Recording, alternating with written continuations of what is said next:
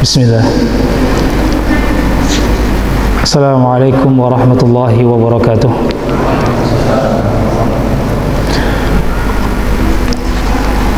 Alhamdulillahi ala ihsanih.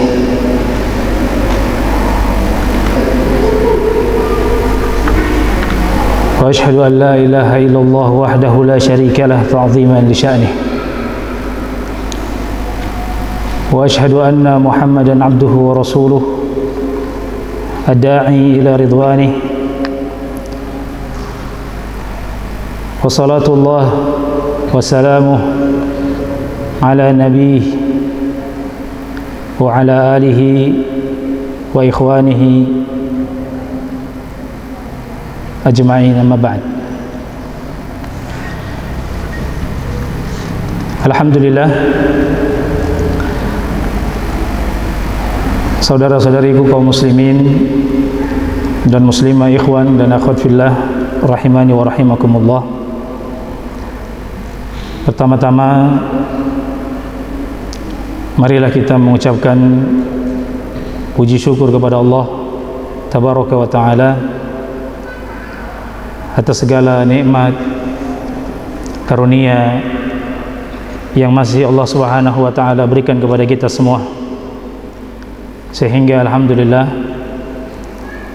dengan izin Allah kita bisa melaksanakan kewajiban-kewajiban kita kepada Allah Subhanahu wa ta'ala, melaksanakan ketaatan kepada Allah Subhanahu wa ta'ala, dan mudah-mudahan Allah Subhanahu wa ta'ala senantiasa menjaga kita semua, mengistiqomahkan kita semua di atas ketaatan kepadanya. Karena sesungguhnya rezeki yang hakiki, pemberian yang hakiki yang Allah berikan kepada seorang hamba adalah tatkala Allah Subhanahu wa ta'ala mengaruniakan kepada hamba tersebut amal saleh.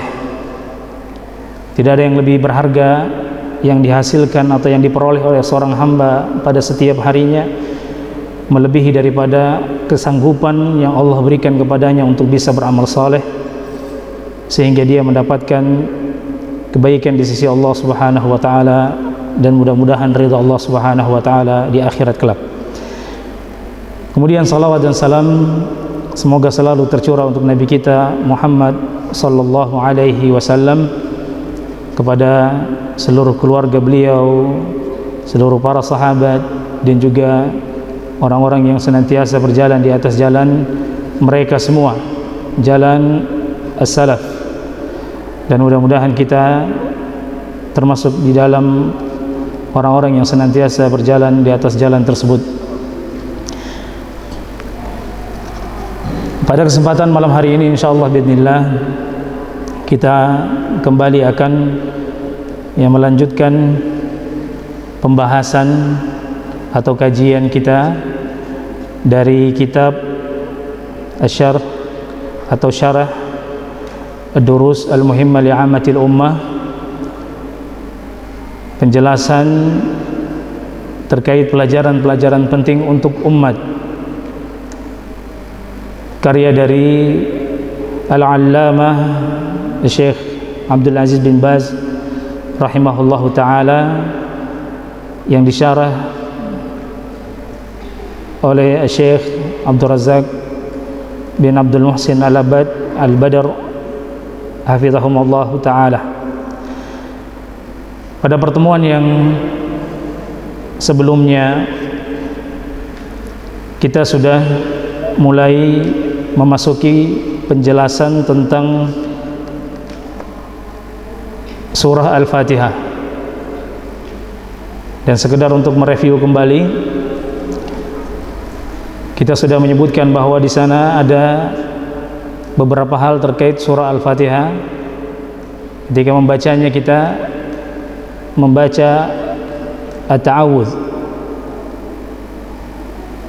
karena dia merupakan, atau surah Al-Fatihah merupakan bagian daripada Al-Quran, maka membacanya termasuk bagian dari membaca Al-Quran, dan dianjurkan sebagaimana dianjurkan pada ayat atau pada bagian Al-Quran yang lain untuk membaca ta'awudz ketika memulainya.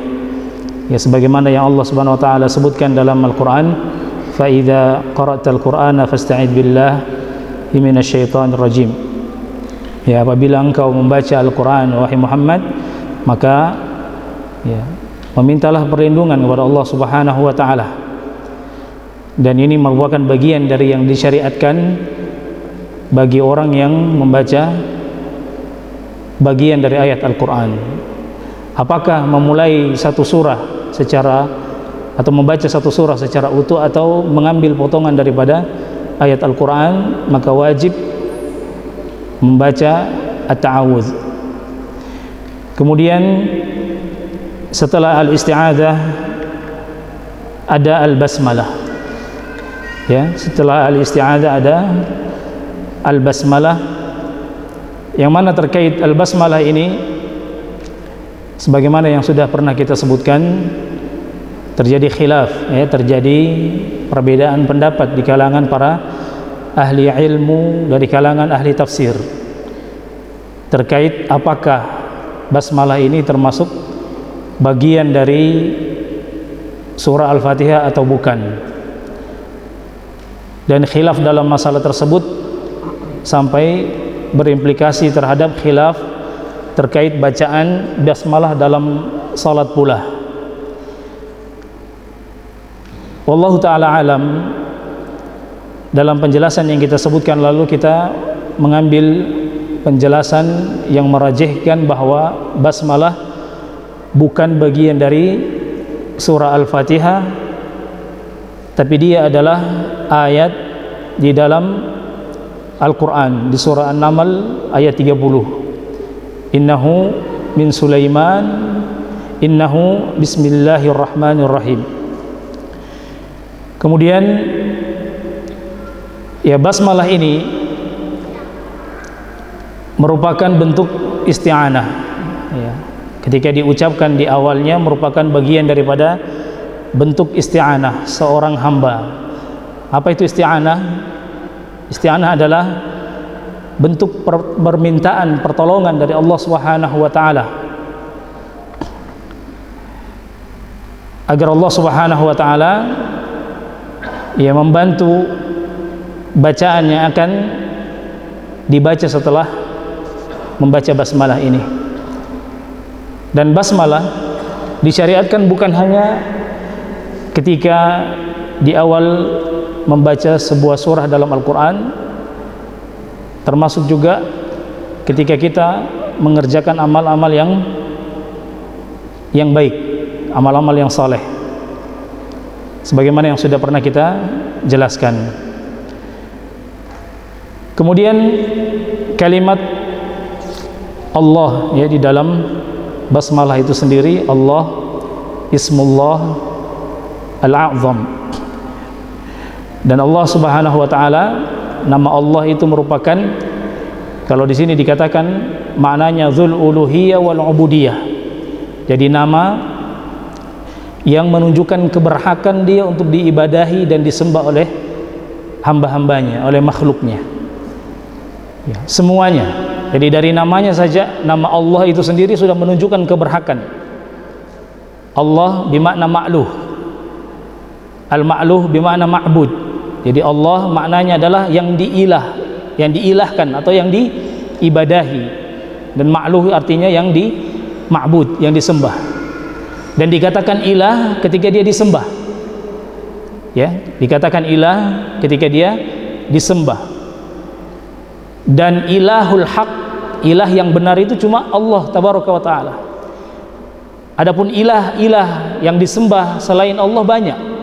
Jadi segala sesuatu yang diberikan ibadah kepadanya itu menjadi ilah bagi yang memberikan ibadah tersebut kepadanya.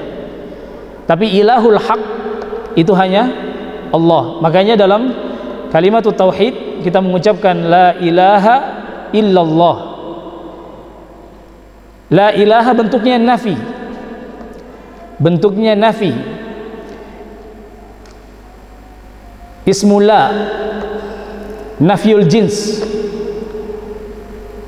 meniadakan atau menolak bahwasanya ada ilah yang berhak diibadahi. semua jinsul ilah, semua yang disembah. Ada manusia yang menyembah batu, masuk ke dalam nafi dalam jinsi ini. Yang menyembah kayu, yang menyembah pepohonan, yang menyembah manusia, binatang, dan semuanya. La ilaha, bentuknya nakirah.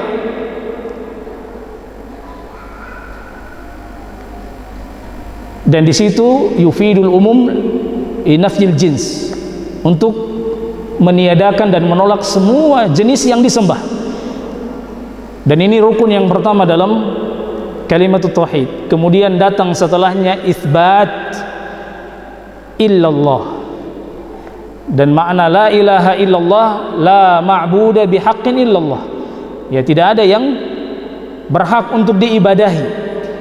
Jadi yang diibadahi banyak, tapi yang berhak untuk diibadahi, yang berhak untuk mendapatkan ibadahnya seorang hamba, itu hanya Allah tabaraka wa ta'ala.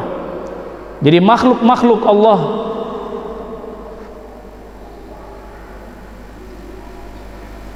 semuanya menyembah Allah pada hakikatnya, atau kewajiban mereka adalah menyembah Allah subhanahu wa ta'ala. Dari kalangan manusia ada di antara mereka yang mengangkat ya selain Allah subhanahu wa ta'ala sebagai ilah.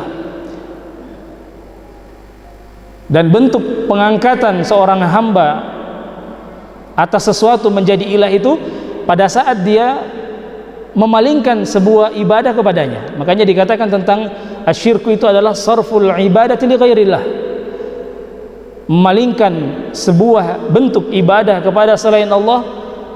Maka itu bentuk ubudiyah sesuatu itu kepadanya. Dan sekali lagi bahwasanya Allah nama yang menunjukkan keberhakan untuk diibadahi dan ditauhidkan hanya kepadanya ibadah. Kemudian Ar-Rahman Ar-Rahim, ya, kalimat Ar-Rahman Ar-Rahim dalam Bismillahirrahmanirrahim. Ismani mustaqani min Ar-Rahmah, ya, dua kalimat Ar-Rahman dan Ar-Rahim adalah dua kalimat yang diambil atau istiqaqnya itu berasal dari Ar-Rahmah, dari kalimat rahmat, ya, dari kalimat rahmat. Dallani ala thubutiha lillahi azza wajal. Dan dua kalimat ini menunjukkan bahwasanya ini adalah milik Allah subhanahu wa ta'ala. Namun terdapat perbedaan antara Ar-Rahman dengan kalimat Ar-Rahim. Ar-Rahman dzu rahmatin wasi'ah. Yang disebut dengan Ar-Rahman, zat yang Ar-Rahman itu adalah zat yang rahmatnya sangat luas, meliputi segala sesuatu. Makanya Allah subhanahu wa ta'ala menyebutkan di dalam surah Al-A'raf, ya, ayat 156, wa rahmati wasi'at kulla syai', dan rahmatku meliputi segala sesuatu. Kasih sayang dan nikmat Allah subhanahu wa ta'ala termasuk bagian dari rahmatnya. Dan ada rahmat umum, meliputi semua makhluk Allah subhanahu wa ta'ala mendapatkan rahmat. Kafir ataupun mukmin, beriman atau kafir, semuanya mendapatkan rahmat Allah dari sisi nikmat yang sifatnya umum. Orang kafir masih diizinkan untuk bisa meneguk air di dunia ini bagian daripada kasih sayang Allah yang sifatnya umum, yang diberikan kepada semua makhluk, bukan hanya manusia, termasuk hewan. Dan pemberinya adalah Allah, dan pemberi rahmat itu adalah Allah tabaraka wa ta'ala, yang seharusnya rahmat yang sifatnya umum ini membuat orang-orang yang menerimanya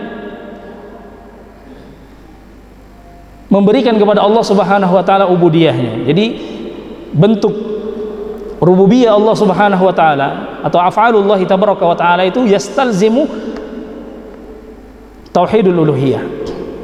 Jadi ketika seorang hamba itu mendapatkan karunia di dunia ini, tidak ada yang memberikan karunia itu kecuali Allah pasti. Apakah dia itu kafir ataukah dia itu mukmin, pemberinya itu pasti Allah. Seharusnya ketika dia mendapatkan karunia itu dari Allah Subhanahu wa taala, dari Sang Pencipta, itu membuat dia hanya tunduk dan beribadah kepada pemberi karunia tersebut.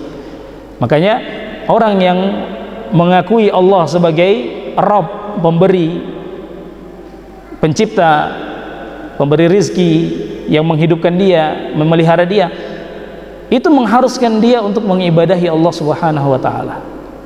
Ya, makanya dikatakan ada yang namanya hubungan istilzam wa tadhamun. Ya, istilzam wa tadhamun. Kemudian Ar-Rahim. Ya, Ar-Rahim ini nama Dzu Rahmatin Wasilah, ya. Adalah zat yang memiliki rahmat yang sampai kepada makhluk yang dia kehendaki, kepada orang-orang yang dia maksudkan. Dan di sini Ar-Rahim terkhusus rahmat untuk orang-orang yang beriman. Ada rahmat yang Allah berikan hanya untuk orang-orang yang beriman kepada Allah Subhanahu wa taala. Ya, kasih sayang Allah Subhanahu wa taala yang hanya diberikan kepada wali-walinya saja.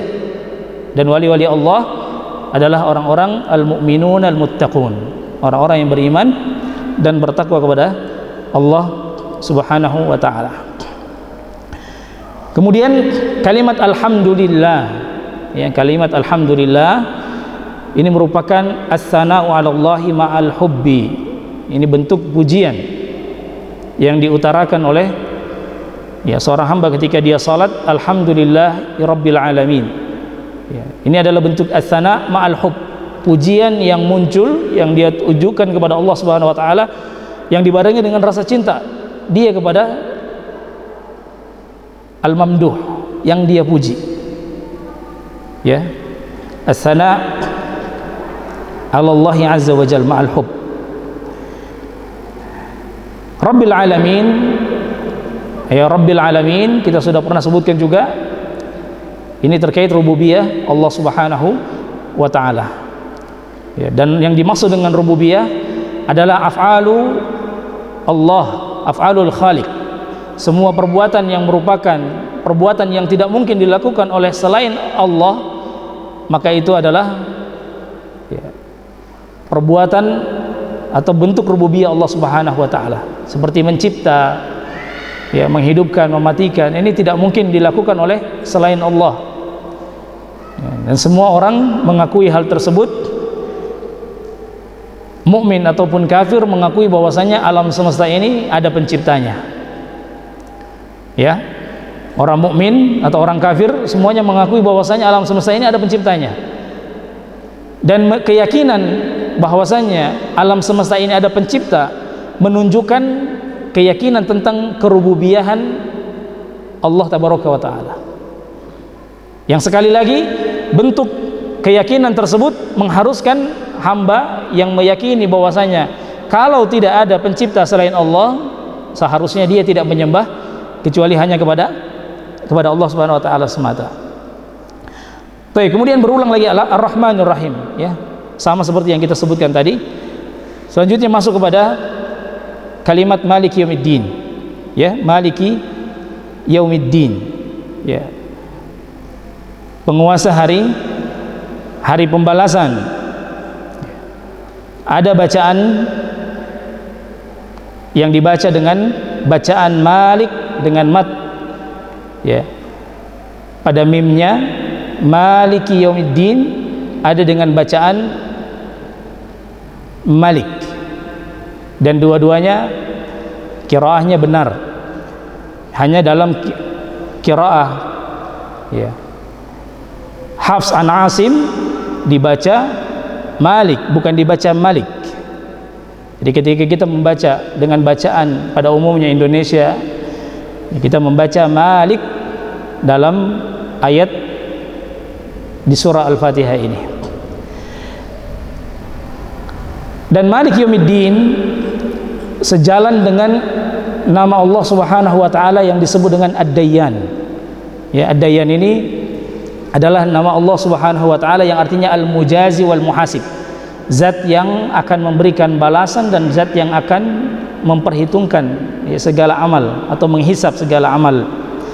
Dan sebagaimana yang diriwayatkan oleh Imam Ahmad ya, terkait nama Ad-Dayyan ya. Sekalipun sebagian para ulama ada yang menafikan nama ini, termasuk Imam Ibnu Hajar Al-Asqalani ya, ini termasuk yang menolak ya, Ad-Dayyan itu termasuk ke dalam Asma Al-Husna.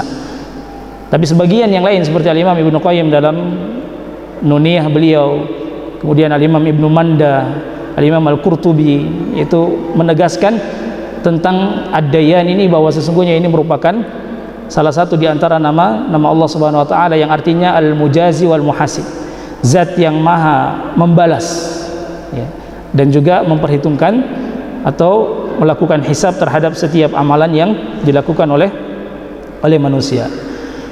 Dan ini ya bagian pertama dari surah Al-Fatihah yang kita sebutkan pada pertemuan yang lalu. Ya, kita sebutkan lalu hadis dari Abu Hurairah ya, hadis qudsi yang diriwayatkan dari Abu Hurairah dari Nabi SAW dari Allah Tabaraka wa Ta'ala, bahwasanya Allah Subhanahu wa taala mengatakan qasamtu salat baini wa bainal 'abdi nisfain. Aku, kata Allah, membagi surah Al-Fatihah itu menjadi dua bagian. Ya, nisfain, setengahnya dan setengahnya. Jadi ada dua bagian, setengah-setengah. Ketika seorang hamba fa idza qala al-'abdu alhamdulillahi rabbil alamin ya hamidani 'abdi, ketika hamba itu mengatakan ya, alhamdulillah rabbil alamin, maka Allah mengatakan apa? Allah mengatakan hambaku ya memujiku. Kemudian ketika hamba itu mengucapkan ar-rahmanur rahim, Allah Subhanahu wa taala mengatakan asna alayya 'abdi, hambaku memuliakanku. Kemudian ketika hamba tersebut membaca Malik Yaumiddin, Allah Subhanahu wa taala mengatakan majjadani 'abdi, hambaku ya memuliakanku. Maka ketika kemudian hamba tersebut selanjutnya membaca iyyaka na'budu wa iyyaka nasta'in, kemudian Allah Subhanahu wa taala mengatakan dalam hadis tersebut hadza baini wa baina 'abdi wa li 'abdi ma sa'al. Ya, di ayat iyyaka na'budu wa iyyaka nasta'in, di situ terdapat pertengahan antara bagian Allah dan bagian hamba. Dan di sini yang kita sebut merupakan poros pertengahan dari surah Al-Fatihah. Dan ini yang dijadikan hujjah oleh para ulama, diantaranya Syekh Muhammad bin Shalih Al-Utsaimin ketika mengatakan bahwasanya bismillah bukan termasuk surah Al-Fatihah, karena ketika disusun kita akan temukan urutan dari alhamdulillahirabbil alamin sampai di ghairil maghdubi alaihim waladdallin, itu terbagi setengahnya di ayat ini, iyyaka na'budu wa iyyaka nasta'in. Kalau kita masukkan bismillah menjadi ayat pertama dari surah Al-Fatihah, ya sekalipun ini juga merupakan pendapat dari kalangan sebagian para ulama, namun kita akan lihat ada bagian yang tidak seimbang antara bagian pertama dengan bagian yang kedua, atau setengah pertama dan setengah yang keduanya. Setelah iyyaka na'budu wa iyyaka nasta'in, ya, di iyyaka na'budu wa iyyaka nasta'in kita akan mendapatkan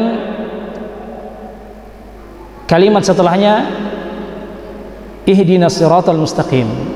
Ada perubahan bentuk lafaz, bentuknya lebih kepada doa. Dari yang awal itu merupakan pujian, pernyataan seorang hamba tentang Allah Tabaraka wa Ta'ala, alhamdulillah, segala puji hanya bagimu, hanya bagi Allah Rabbil Alamin, Ar-Rahmanir Rahim, Malik Yaumiddin. Semuanya adalah bentuk sana, bentuk pujian kepada Allah Subhanahu wa taala. Dan ini merupakan bagian daripada adab apa? Adab berdoa. Jika seseorang berdoa, dia memulai dengan alhamdu wa tsana, dengan memuji Allah Subhanahu wa taala. Kemudian dia berdoa, menyebutkan apa hajatnya.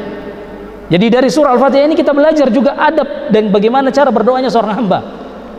Ya, ketika kita di awal memuji Allah, ya, kemudian mengikrarkan tentang uluhiyah Allah Subhanahu wa taala, iyyaka na'budu wa iyyaka nasta'in, kemudian bagian yang berikutnya ihdinas siratal mustaqim, masuk kepada bagian doa. Dan di bagian yang kedua ini, ikhwan wa akhwati fillah rahimani wa rahimakumullah, terdapat banyak sekali pelajaran dan juga faedah. Ya, secara makna ihdinas siratal mustaqim bermakna dullani atau dullana, tunjukkanlah kami ya Allah as-sirat al-mustaqim, jalan yang lurus, ya, as-sirat al-mustaqim, jalan yang lurus. Yang dalam penjelasan dari Al-Imam Ibnu Qayyim Al-Jauziyah, ya, at-tariq, jalan itu dikatakan sirat. Sirat itu jalan yang, ya, kalimat tariq dengan sirat itu berbeda. Ya, kalau tariq jalan pada umumnya, tapi kalau sirat adalah jalan yang luas. Makanya Al-Imam Ibnu Qayyim dalam Madarijus Salikin menyebutkan tentang sirat itu memiliki beberapa karakter atau beberapa sifat sehingga dia dikatakan sirat. Salah satunya adalah al-istiqamah, jalannya lurus. Kemudian fihi sa'ah, luas. Jadi kalau dia jalan dan dia jalannya berkelok serta sempit, tidak dikatakan sirat al-mustaqim atau tidak disebut dengan sirat. Yang disebut dengan sirat secara bahasa itu adalah jalan yang lurus, luas, dan memudahkan orang berjalan di atasnya. Ya, ada 5. Al-qurb, membuat dekat jaraknya. Jadi orang yang berjalan di atas jalan as-sirat itu harusnya dengan jalan di atas jalan itu menjadi dekat. Jadi tidak kesana kemari, tidak berbelok kesana kemari, kemudian tidak sempit di atas jalan tersebut, dan juga tidak membuat dia sulit sampai. Dan ini adalah thariqul jannah, jalan menuju surga seperti itu.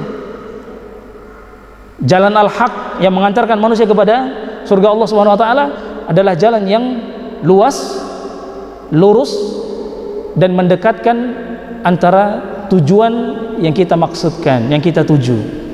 Makanya di antara yang disebutkan adalah al-isal ilal maksud, termasuk juga bagian daripada cirinya. Jalan tersebut betul-betul menyampaikan kita kepada maksud dan keinginan kita. Kita ingin sampai kepada surga, maka sirat itu adalah jalan yang menyampaikan kita kepada tujuan kita, yaitu surga Allah Subhanahu wa taala. Ya. Nah, sirat yang dimaksudkan di dalam ayat ini yang kita minta, yang kita berdoa ketika kita di dalam surah Al-Fatihah kita baca ihdinas siratal mustaqim, dullana ya Rabb. Wahai Allah, tunjukkanlah kepada kami semua as-sirat, sirat al-mustaqim, jalan yang disifati al-mustaqim, jalannya lurus. Yang kemudian Allah menjelaskan pada ayat yang selanjutnya apa yang dimaksud dengan jalan yang lurus. Siratal ladzina an'amta alaihim, jalan yang lurus yang dimaksudkan adalah jalan yang pernah ditempuh oleh orang-orang yang diberikan nikmat oleh Allah Subhanahu wa taala. An'amta alaihim, orang yang engkau berikan nikmat atas mereka. Dan ayat ini ditafsirkan oleh Allah Subhanahu wa taala di dalam ayat yang lain. Di surah An-Nisa ayat 69 Allah Subhanahu wa taala mengatakan apa? Wa may yuti'illaha war rasul fa ulaika ma'al ladzina an'ama Allahu 'alaihim minan nabiyyina was-siddiqina wasyuhada was-salihin wa hasuna ulaika rafiqa. Ketika menjelaskan jalan orang-orang yang mendapatkan nikmat, Allah menyebutkan di surah An-Nisa tentang siapa yang Allah berikan nikmat itu. Allah menyebutkan 4 kelompok dari kelompok orang-orang yang mendapatkan nikmat, orang-orang yang dimasukkan ke dalam surga Allah Subhanahu wa taala. Yang pertama disebutkan minan nabiyyin, dari kalangan para nabi. Ini orang-orang yang berjalan di atas sirat ini. Para nabi itu dipastikan berjalan di atas siratnya Allah Subhanahu wa taala. As-siddiqin, para siddiqin, orang-orang yang hidup dengan kejujuran dan kebenaran sehingga dia sampai mendapatkan predikat dari Allah tentang kejujurannya. Dan ini predikat yang sangat tinggi, di bawah daripada derajat al-anbiya. Di antara yang mendapatkan ini seperti sahabi al-jalil Abu Bakar As-Siddiq radhiyallahu taala an. Begitu juga dengan ibnatuh, ya, anak dari Abu Bakar As-Siddiq wa zaujatun Nabi sallallahu alaihi wasallam Aisyah radhiyallahu taala anha siddiqah. Begitu juga Ummu Isa Maryam as-siddiqah. Ya. Mereka-mereka yang mendapatkan gelar as-siddiqin. Kemudian setelah as-siddiqin, asyuhada, Golongan yang berikutnya adalah syuhada, orang-orang yang mati syahid. Kemudian as-salihin. 4 kelompok ini yang disebutkan ahlu as-sirat al-mustaqim, orang yang berjalan di atas sirat al-mustaqim. Dan kita, orang-orang yang beriman, tidak diperbolehkan meminta kecuali jalan ini, dan tidak boleh mereka menjadi bagian kecuali bagian dari salah satu dari yang disebutkan di dalam ayat ini. Dan syaratnya adalah wa may yuti'illaha war rasul. Syaratnya harus mentaati Allah dan Rasulnya. Itu karakter orang-orang yang akan diizinkan untuk bersama dengan mereka di atas jalan yang benar dan akan dimasukkan ke dalam surga. Mereka harus orang yang taat kepada Allah dan taat kepada Rasulullah sallallahu alaihi wasallam. Kemudian ghairil maghdubi alaihim, dan bukan jalan orang-orang yang mendapatkan ghadabullah atau dimurkai oleh Allah Subhanahu wa taala, yang kata para ahli tafsir ini adalah al-Yahud, orang-orang Yahudi, ya, orang-orang dari kalangan Yahudi.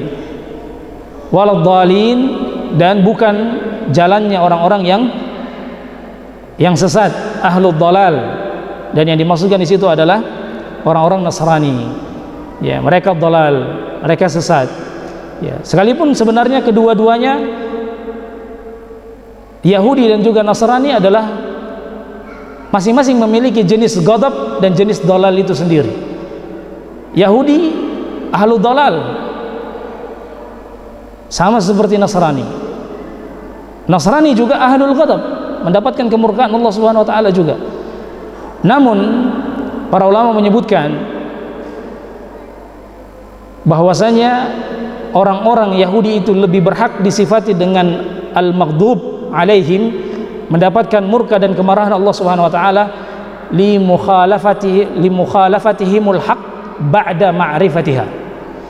Mereka itu lebih berhak untuk menjadi orang-orang yang mendapatkan murka Allah Subhanahu wa taala itu disebabkan karena kenapa? Karena mereka meninggalkan al-haq dan menyelisihi al-haq setelah al-haq itu sampai kepada mereka. Makanya Allah murka lebih kepada mereka dibandingkan dengan orang yang menyelisihi al-haq dan dia jahil terhadap al-haq. Adapun orang-orang Nasrani dikatakan ahlud dhalal, ya, karena laisa ma'ahum al-huda, mereka tidak punya petunjuk. Ya, jadi dalam masalah ini yang disebutkan oleh para ulama kita bahwa ada 3 kelompok, tarafaini wa wasat. Masing-masing ada 2 kelompok yang berada di sisi yang berlawanan, ekstrim, yang tercela, dan satu yang berada di pertengahan, yaitu sirat al-mustaqim tadi. Yang satu, mereka balaghahumud dalil wa wasalahum al-haq, telah sampai kepada mereka dalil, telah sampai kepada mereka al-haq, tetapi kenapa atau apa yang mereka lakukan setelah sampainya al-haq itu kepada mereka? Mereka menyelisihinya. Dan ini adalah perbuatan orang-orang Yahudi. Begitu juga dengan orang-orang yang dari sisi yang berlawannya, yang dimurkai, yang disesatkan oleh Allah dari kalangan Nasrani. Ya, mereka disesatkan disebabkan karena mereka jahil, mereka tidak memiliki al-huda, tidak memiliki petunjuk Allah Subhanahu wa taala, makanya mereka sesat. Ya. Namun mereka disebutkan di sini agar kaum muslimin mengambil ibrah dan bukan merasa aman. Makanya al-Imam Sufyan ibn Uyainah yang mengatakan man fasada min ulama'ina fa fihi syabahun bil yahud. Siapa yang rusak dari kalangan kita, ulama kita, dari kalangan orang-orang yang sudah berilmu, dari kalangan kaum muslimin yang berilmu, sampai mengenal al-haq, mengenal Islam, petunjuk, lalu dia tidak mengamalkan hal tersebut, atau dia justru mengamalkan yang menyelisihi hal tersebut, atau dia menyembunyikannya, maka dia jatuh ke dalam perbuatan yang dilakukan oleh orang-orang Yahudi. Orang-orang Yahudi yang disebutkan oleh Allah Subhanahu wa taala di antaranya dalam surah Al-Baqarah, innal ladzina yaktumuna ma anzalna Dan sesungguhnya orang-orang yang yaktumun, sifat mereka yaktumun, menyembunyikan di antara kebenaran, di antara petunjuk yang sampai kepada mereka. Jadi sampai kepada mereka petunjuk, mereka tidak pakai, mereka sembunyikan. Dari diri mereka, mereka tidak pakai, dan dari kalangan manusia mereka tidak ajarkan. Makanya Allah Subhanahu wa taala murka kepada mereka. Dan yang lebih parah, mereka menantang Allah Subhanahu wa taala dengan apa? Mengganti apa yang Allah berikan kepada mereka dari petunjuk. Mereka datang dengan yang lain yang mereka buat dan mereka jadikan itu sebagai tandingan atas petunjuk yang Allah Subhanahu wa taala berikan. Fawailul lil ladzina yaktubuna. Maka al-wail, ya neraka dan kecelakaan bagi orang-orang yang yaktubuna al-kitaba bi aidihim. Mereka menuliskan Alkitab, menuliskan ayat yang menjadi tandingan atas petunjuk yang Allah Subhanahu wa taala berikan. Taurat Allah turunkan kepada mereka, mereka singkirkan dan sembunyikan Taurat, lalu mereka ganti dengan Talmud yang merupakan kitab yang mereka susun sendiri dari kalangan ulama mereka. Al-haq mereka sembunyikan, mereka tidak tampakkan, tidak amalkan, dan mereka sembunyikan dari manusia. Padahal itu adalah petunjuk yang Allah Subhanahu wa taala berikan kepada mereka, yang mereka wajib mengikutinya, yang kalau mereka mengikutinya mereka akan diangkat oleh Allah Subhanahu wa taala.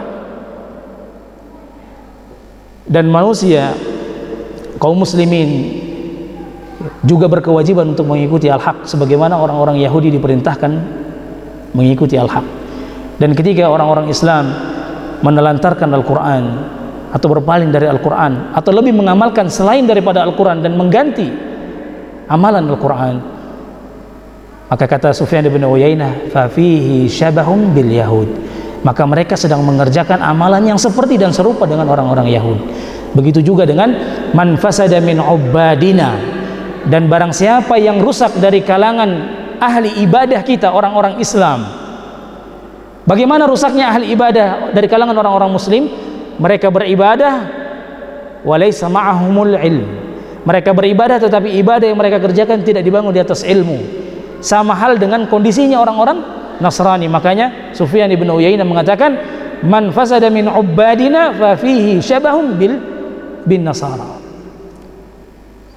Ahli ibadah dari kalangan kaum muslimin yang rusak, yang beribadah sembarangan, mengucapkan zikir-zikir tanpa ada dalil, ya, membuat ibadah-ibadah baru yang tidak disyariatkan oleh Rasulullah, tidak diajarkan oleh Rasulullah SAW, lalu dia melakukan itu dengan bentuk istihsan saja, menganggap itu adalah baik. Maka imbasnya apa? Dia bisa terjatuh ke dalam apa yang dilakukan oleh orang-orang Nasrani dengan memunculkan ibadah-ibadah yang mereka anggap itu sebagai bentuk takarrub mereka kepada Allah Tabaraka wa Ta'ala, padahal itu sama sekali bukan ibadah di sisi Allah Subhanahu wa Ta'ala. Wallahu ta'ala alam. Subhanakallahumma rabbana wa bihamdika asyhadu an la ilaha illa anta astaghfiruka wa atubu ilaik. Assalamualaikum warahmatullahi wabarakatuh.